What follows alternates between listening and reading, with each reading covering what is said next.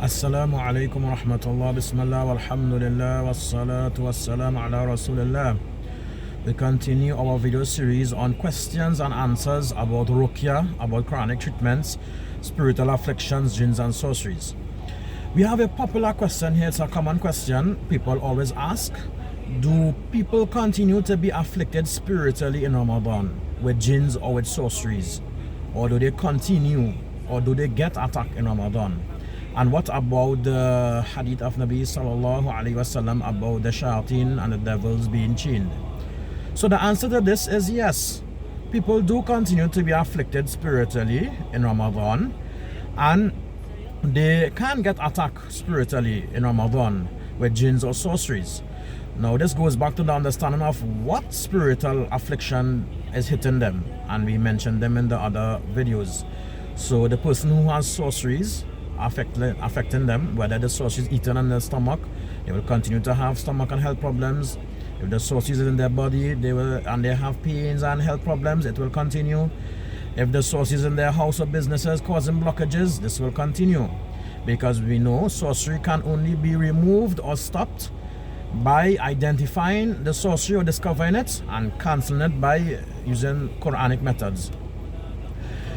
Now, the attack of jins in Ramadan, we find, however, the attack of jins in Ramadan, they sometimes decrease.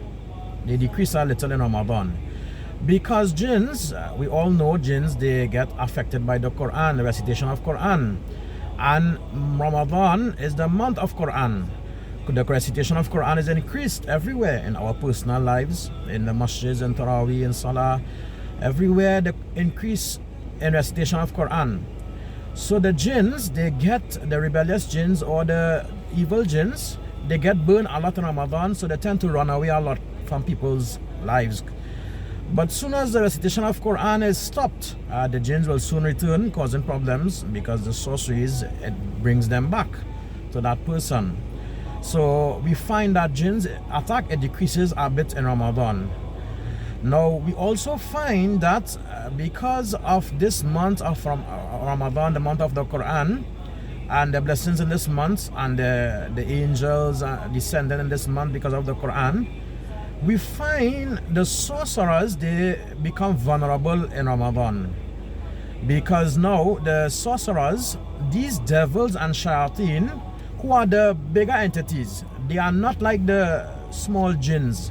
And most of the time, the sorcerers, they work with small jins. They send jins to attack people's life with the sorceries, not devils and shayateen.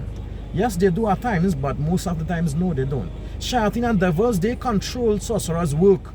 They have a relationship with them to connect them to Iblis, to Shaitan, the devil himself. And the devils, they help the sorcerers a lot in their work.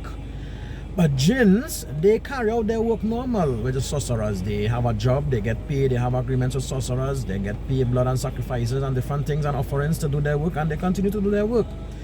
But the devils being chained and the shayateen being chained, we find that if Rockies, they attack the sorcerers in Ramadan by using Salah and Quran and using Ruqya, the sorcerers' work can be broken, and they will take a long while to refuel or to get back jins to continue their work. So the sorcerers tend to become vulnerable in Ramadan.